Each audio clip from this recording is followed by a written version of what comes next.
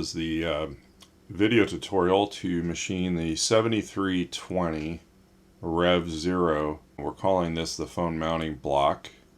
And you should have a SolidWorks file which you can bring in and bring it straight into Fusion. So that's the first thing you're going to do, is import this model. Now, the naming convention out of SolidWorks is slightly different than what we're using in the class. So first thing we're going to do is you're going to name your file in the proper formatting. So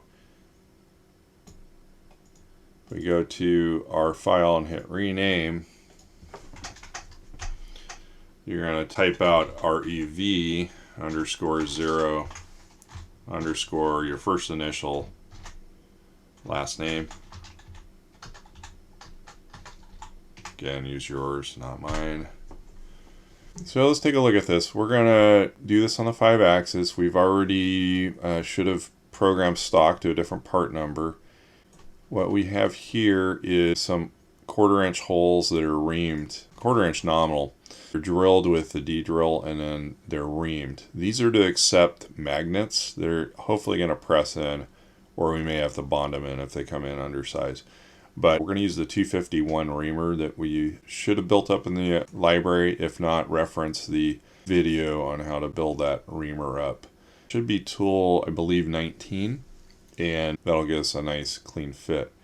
Now, as you notice, there's kind of a dice theme going on here. This is also to help you visualize what face you're working on. So the rest of the features are just counterbores, little pockets. And they're somewhat aesthetic, but when we're rotating this around in 5-axis, it's helpful to know what face you're looking at. And then on the back, we have a pocket, and these should be 1032 screw holes, and another component will bolt to that as part of the assembly. This will be our last feature to do, and that'll be done 3-axis after you've cut the dovetail off. So in the orientation, we have it here as it imports. You should be able to look at it at the home position, and that's what our starting position is going to be. Now we have some work to do. We need to bring in first our stock model that we made, which was 7340. So go ahead and drag your version of that into this file. So this is the raw stock we're going to make this cube out of, but it's not orientated the way we want it. So what we want to do is we want to flip this, because we want the dovetail on the bottom of our part. So I'm going to flip that 180 degrees. And we do want the dovetail running in the X direction, because that's the orientation this is going to mount in the machine, the way the vise is in the neutral position. Okay, we're going to hit OK now that we've positioned that. We're going to need to unground it from parent. And what we're going to do is we're going to do a joint. So go to Assemble, Joint. Okay, and we're going to use a between two faces. And we're going to select the two faces of our stock here. And then our snap point is going to be the top midpoint of our block. And then on our other piece, we're going to do the same thing. We're going to pick corresponding faces. And then our snap point is going to be the top center of our block. Okay, it looks like I have mine flipped in orientation. So this is pretty close. We got material on the outside, but we need to position this so that our top face has material to remove. So we're going to move this in the, we want this vertical, what is showing as vertical here, and put in 0.06, and you should see your part disappear inside this volume. This will give us maximum distance between our dovetail and our finished part. We're going to hit OK. Okay, now we're going to bring in our vise configuration. That should be a downloadable file. And we have two configurations. We have the UMC 750 and the TRT 100. They both use the same vise system, This will allow you to switch back and forth without having to reprogram. We want to primarily program for the TRT 100 because if we have any clearance issues with tools, it's going to be on that machine. The other machine, we have plenty of room around our fixturing. Okay, we're going to hit OK. And we're going to reposition the model and we'll hit OK. If it happens to ground a parent, you're going to need to unground it. It'll have a little anchor symbol. And what we're going to do is we're going to assemble this together with a joint. So we're going to go joint, and we're going to use the width selection on our part. And then we're going to use our snap center. We need to pick on the edge of the dovetail itself to get the right location. Then we're going to go to our vise. We're going to do the same thing. Select on the other side. This is the easiest way I have found to get the snap point to be in the orientation we want. And then there's a little point that I have put in the 5-axis vise that's on the rotation center. And it's a sketch, so if you have sketches hidden, you won't be able to see this. But let's go ahead and select on it. And it should position the vise so the dovetail is centered on the vise with this surface parallel to the top of the vise. So if we look at it in the left view, this should be in alignment. Okay, the dovetail clamps on here, and there is space in between the bottom of the vise and the bottom of your actual dovetail. So that's not your registration point. It's this theoretical point down here. So that's how that system's designed, to have a little bit of air gap there. Okay, we're going to hit OK.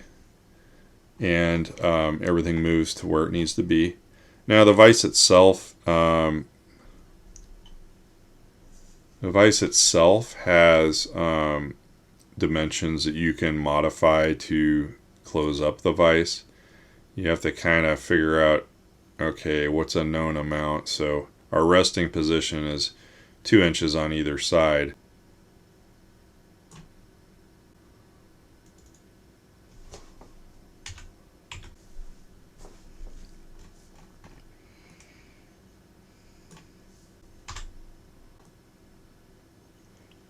Okay, so we're going to change the width on our vise to 1.57 for this part, or whatever works for your part if you made your dovetail different size. And that should get it close. It's not critical, this is just visualization. That should be our vise configuration. So now we're going to move on to manufacture. So we're going to go to design, we're going to go to manufacture. And it's asking if you want to insert manufacturing data. That's because I brought in my stock model that had NC code related to it. We do not want that. We're going to hit cancel. We want to keep that separate in its own discrete part number. And now we're in the manufacturer mode. All right, so what we're going to do is we're going to do one setup that's involved with this part. We're going to go and create a new setup. And for this part number, this is the first part. Now, it's going to take this entire thing and try to predict that that's what we want to machine. It's not. Here's where we need to open up our models. So we're opening up the models, and our bodies, our actual part we're making is the 7320. So we want to select that as the model. Okay, and now our volume gets closer. And then our stock, we're going to go to stock, and we're going to go to solid, and then we need to select the model of the solid. So we're going to expand out the 7340, which is our stock, and we're going to extend the bodies, and we're going to select on the stock we made, and then we'll hit OK. All right, at this point, you can make the 7340 invisible. We don't need that model other than defining this yellow stock volume, and you'll now be able to see your part floating inside the stock volume. Here's how this works. Anything that we program that is in the neutral position of the 5-axis. So this is going to be the neutral position whether we're using the UMC or the AVF2. The axis designations are different, but our post-processor will be outputting the code to determine which way it rotates. So both machines have the vise in this orientation when it's in the neutral position, even though their pivot axes are different. So what we're going to do is anything we have in this top here can be machined just normal 3-axis. We do want to do our setup. Okay, so now that we have our setup, stock setup, we need to set our orientation. So this is going to be where we're going to probe our origin. And so on 5-axis, it's very advantageous to put it on the top of the stock. You're cutting everything within itself, and that's why we use these self-centering vices and such. And we've prepped this stock. It should be machined precision and height, so it's a predictable size. So what we're going to do is we're going to go to Z-axis plane and X-axis, because who knows what orientation you machine this in, or model this in. It might not be the default. So we're going to go ahead and through the steps. We don't want to accept model origin. So we're going to pick the model, and then that's our face, and we're going to pick something that's in the X-axis on the part, and that'll force the X-axis to be dictated by the part, not the fixturing around it. And then we're going to flip the axis so it's pointed to the right, because that's the proper orientation on both CNC machines. Okay, and then our origin is going to be a stock box point, and it looks like on my case it's automatically selected where I want it. Okay, and going to the stock, we already set that. Double check your stock volume. You know, it should be machined to 3 inches tall, and it should be a piece of extrusion is 2.5 by 2.5. Okay, and then on our post processor tab, we're going to put in 7321, the first operation for this part number, op1. And we're going to use work coordinate system 2. And that'll output G55. We can hit OK on that. We're going to put on here op1. And to make it clear, I'm going to put a note. It's going to be 5-axis. Okay, that way on our setup sheets and stuff, it's clear that that's a 5-axis operation. So now everything that we do that's in the neutral position, which X to the right, Z facing up, Y, and we're not rotating anything, can be programmed as a 3-axis move. So what we're going to do is we're going to do all this end work, the facing stuff. And the purpose of this block is actually a calibration block. I added these other features that make it more interesting, so you don't just have a paperweight. But we're going to approach this in a way that we're checking the different axes of motion. What we want to do is we want to intentionally cut this top profile as we see it with an end mill, and then we're going to come back on the sides with that same cutter and cut the sides from the ends. If our MRZP, which is the zero of rotation, the center of both axes, is off, we're going to get a step somewhere on here, and we can measure the block and see how much off our MRZP is. Also, that's the purpose of the pockets. If we have a variance in those widths between the edges, we know we have something off, and then we can troubleshoot that. It'll be all right if your part has a little mismatch on it. That's what its purpose is. And I'm hoping this can be something you can use in an interview situation to explain how you know how to check this on a 5-axis machine.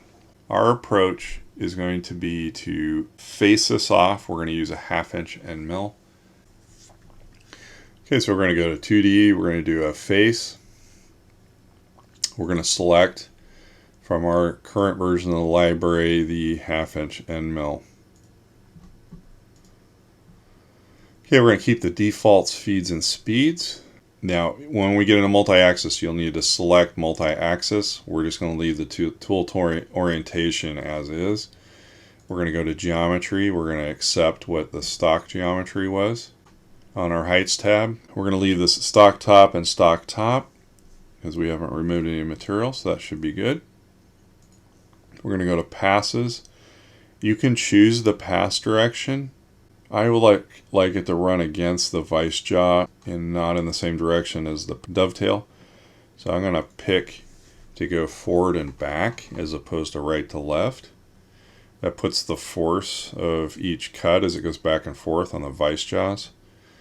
Okay, our pass direction 0. Our pass extension, you need to do a little bit more than what they've got in there. Let's do 0.26. That way we make sure we get full diameter off the workpiece. No stock offset. Our step over, we're going to go a little more conservative than that. We're going to go 0.2 because we have a lot of leverage pulling this thing up. You know, it could over torque the A-axis on this.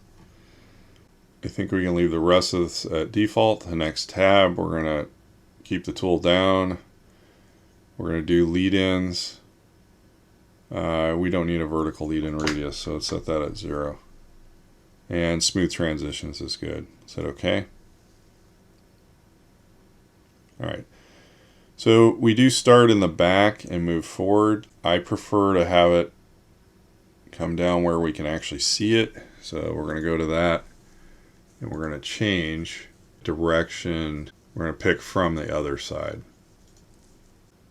And then that way this leads down with it in front of you, and then it's going to feed into the workpiece where it's more visible. So that's taken about 60 thousandths off. Shouldn't be a real heavy cut for this type of cutter. Okay, the next we're going to cut this pocket in the center. So we're going to go 2D, and we're going to do a 2D pocket. We're going to leave the default speeds and feeds here. We're going to go to the geometry tab, and we're going to select the bottom of our pocket. Make sure the arrow's on the inside of the pocket. Then we're going to go to the heights tab, and we're going to go from model top now because we've already milled 60 thou off. That lowers our planes. We're going to go to the selected contour, go to the next tab. Our maximum step over, we're going to go light on this, is 0.125 instead of that much. When we come in here, again, we're being cognizant that we might put too much force on this with the leverage on the VF2. We're going to do multiple depths. Our maximum step down is going to be also 0.125. And then our finishing step downs, we're going to do 1. We're going to leave that at 0.01 finishing step down. And we're going to do even step downs. We're going to select the more spiraled box. Now on finishing passes, we're going to expand that. We're going to use wear compensation. We're going to leave all of this at default except for the smoothing deviation needs to be 4/10. One finishing pass, our step over again is going to be 10 thousandths. We're not going to leave stock to leave. We're going to turn on smoothing, and we want to check feed optimization. Okay, we're going to go to the next tab, linking tab. We want to keep the tool down. Lead in and out entries are fine. We're going to take out the vertical lead in radius, and then we are going to switch from helix to zigzag. We're going to lower our ramp clearance to 50 thousandths above the part. The reason I'm doing this is circular type motions on here with a helical plunge can put rotary torque on the part, so we're trying to keep that in mind. Okay, and we'll hit OK. Here's our pocket.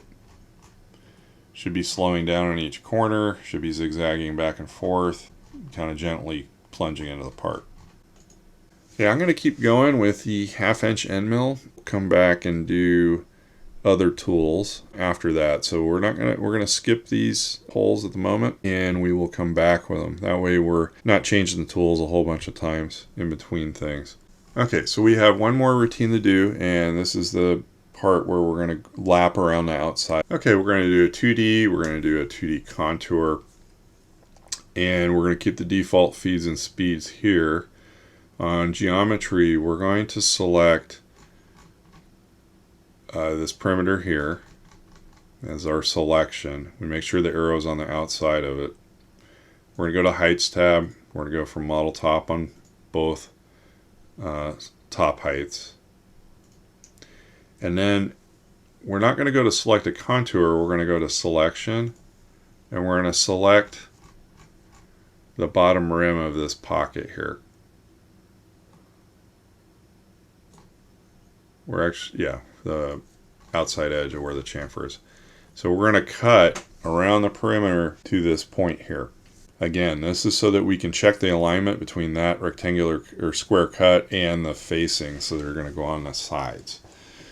Okay, we're going to do this gingerly. We're going to go for wear compensation. We're going to come down here in our finish feed rate. We're going to slow that down to 40 inches a minute. Okay, and we're going to go to roughing passes, and our maximum step over is going to be 0.062. Okay, and then we're going to do 2 step overs. We're removing close to 1/8 inch per side, so we're going to take about half per pass. We're going to do multiple depths. Our maximum depth is going to be 0.125. We're going to do 1 finishing step down as just a spring pass, and we're going to do that at 0.01 of a step down. We are going to finish at final depth. We're going to use even step downs. We're not going to leave any stock to leave. We'll go ahead and turn smoothing on. And feed optimization, which probably won't do anything. Yeah, our finishing step over should be 0.01. Okay, we want to be real light on that cut. Then we're going to go to the linking tab. We're going to keep the tool down. We're going to do a lead in, but what we want to do is our linear lead in distance, we want to lead in a little bit extra so we can watch this approach. So we're going to go 0.26, that's half a diameter of the cutter, a little bit extra, and we're going to take out our vertical lead in. And then we are going to select a position we want to start. So we're going to select a face right in the front. Again, we want the force going against the vice jaws. And we're going to pick somewhere in the center of the front face. That way you can see it approach.